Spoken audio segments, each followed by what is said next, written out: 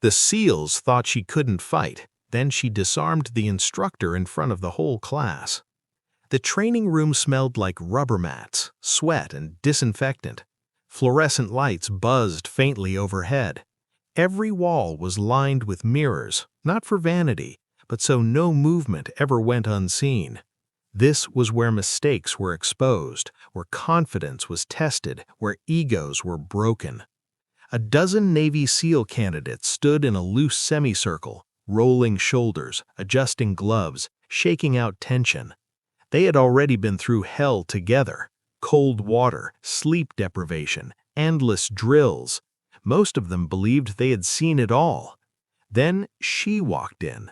Conversation dropped immediately, not because of respect, but confusion. She didn't look like the others. Smaller frame, calm posture, no aggressive energy.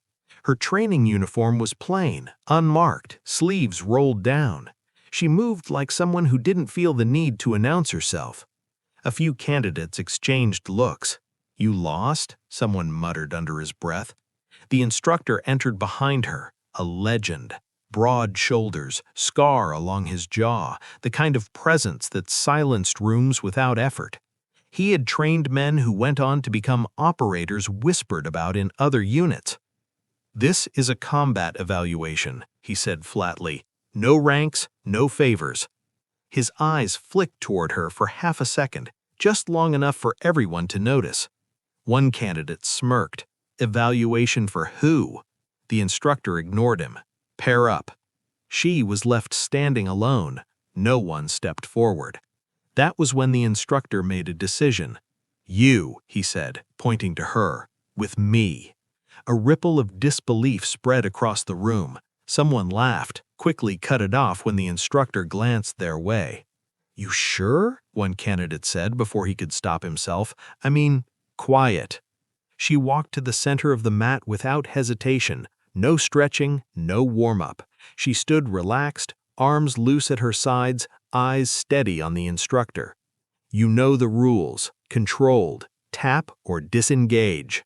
She nodded once. The bell rang. The instructor moved first, fast, decisive, confident. A probing step, testing distance. She shifted just enough to stay out of range. He circled. She matched him. No panic, no rush. Some of the candidates leaned in now. This wasn't going how they expected. He feinted a grab. She slipped. He pushed harder, pressure building, trying to overwhelm her with size and experience. Then he made one mistake. He overcommitted.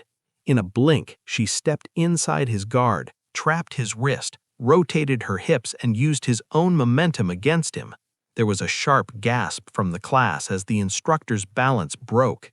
In the same motion, she stripped the training knife from his hand. Metal hit the mat. Silence swallowed the room. Before anyone could react, she had him pinned, arm locked, knee controlling his shoulder, the blade held inches from his throat. Not shaking, not straining, perfect control. "Disarmed," she said calmly. The instructor froze. Then, slowly, he smiled. "Good," he said. "Very good." He tapped out. The room erupted into noise, shocked laughter, swearing. Someone whispered, "No way." Another just stared, mouth open. She stood, offered a hand. He took it. The instructor turned to the class. "That," he said, "is why assumptions get people killed." Every eye in the room was on her now, not with doubt, with respect. She said nothing. She didn't need to, because the lesson had already landed. The strongest fighter in the room isn't always the loudest, or the biggest, or the one you see coming. Sometimes, it's the one you underestimate. The room didn't settle right away. Even after the instructor stepped back, even after the mat was cleared, the tension stayed thick in the air. Every SEAL candidate was replaying the same moment in their head, the instant she took control. The instructor faced the class, hands behind his back now. "Most of you thought size mattered," he said calmly.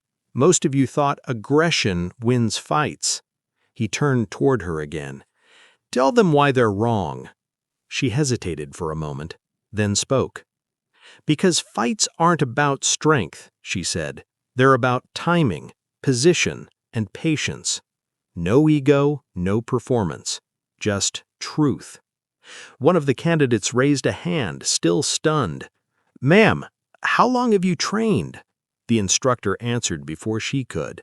"Longer than any of you." That shut everyone up. He looked around the room. "She's not here to compete with you. She's here to evaluate how you react when you're uncomfortable, when your expectations are wrong." He paused. "Most of you failed."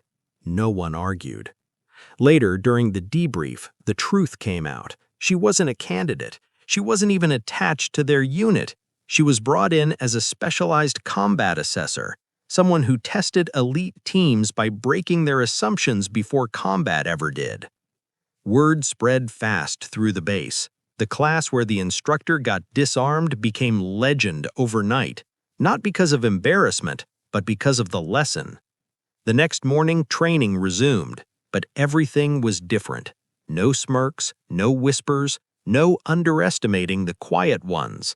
Because every man in that room knew now, if she had wanted to, she could have ended the fight in seconds, and they never would have seen it coming.